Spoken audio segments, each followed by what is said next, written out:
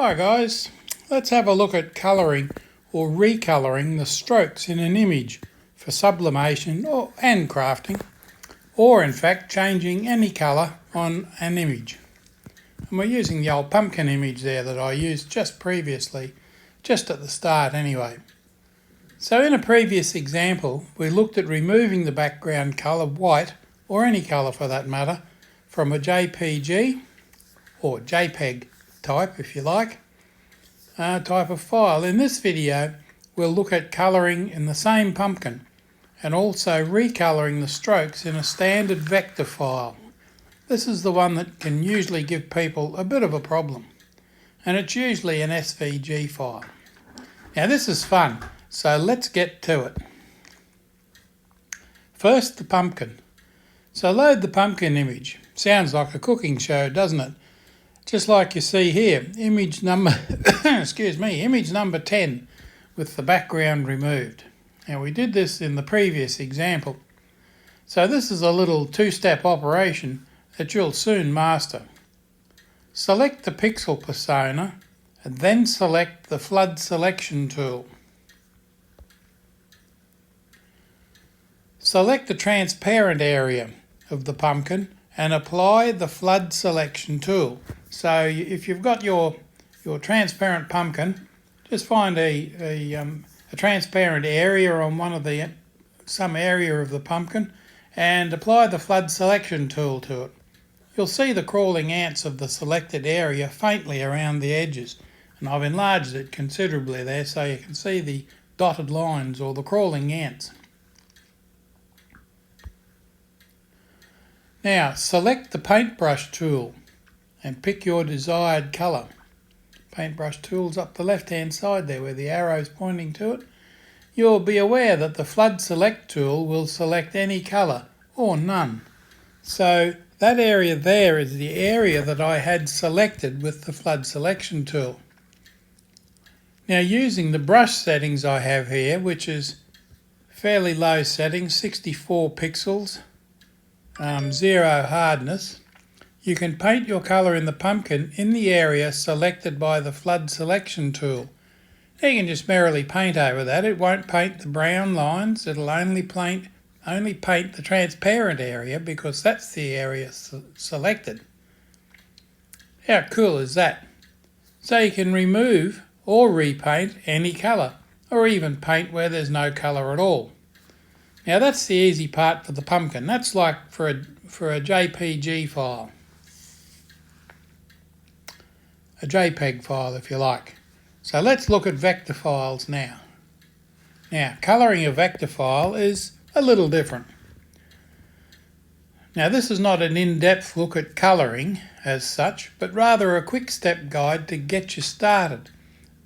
A vector file is made up of a couple of components, and one component is the fill and the other component is the stroke. Think of the stroke as the outline.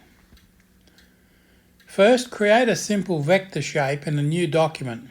Doesn't matter what size the canvas is. Too easy. Let's try a nice white heart shape. So my background to start with is white, and I've just pulled out a heart there on the canvas. Note there's no stroke outlining it yet. So let's put an outline around it. In other words, add the stroke. Or in fact, enlarge the stroke. So select the Stroke Studio, that's the little tool just below the circle of the colour tool on the iPad. The Stroke Studio on the iPad is the wavy line icon just under the Colour Studio. It's a bit difficult to see, but it is there. Set the width slider to 3mm. Well, you can make it any size you like, but I made it a nice 3mm size. It makes it easy to see and it's not too large. That's all you need to do there. You can see the square in the Stroke Studio there, the square outlining what appears to be a little brush, but it's outlining the stroke. That's all we need to worry about, and you can either use the slider or tap the number and type in 3mm. And you've got your border immediately appears around your heart. Now next, tap the circle of the Colour Studio. It'll display your favourite colour selection studio. because at the moment it's set to black. The stroke is set to black. Now we don't know that yet because we've still got the outline selected. If you select the colour now, the fill will change. Now let's look at how we select the stroke or border of the shape. On the Colour Studio you will see the donut circle slightly behind the full fill circle. Tap on the donut to select it and bring it to the front. You can see it's now overlaying the little white circle. Now you have full control of the stroke colour and size. So let's change the colour. Slide the red selector all the way to the right and watch the colour change. There's the red outline. So your stroke now has a red tint to it. Very nice. The fill, you'll notice, still white. And that's okay. You can do this with even one line. Select the pen tool and draw a line. 2 points and a line appears between them. Set that line width to 22mm so you can see it. Now that's a nice thick line you've got down there. Set the colours to a greenish pastel colour. Make it whatever colour you like. But there is a pure stroke with no fill and it's all one colour.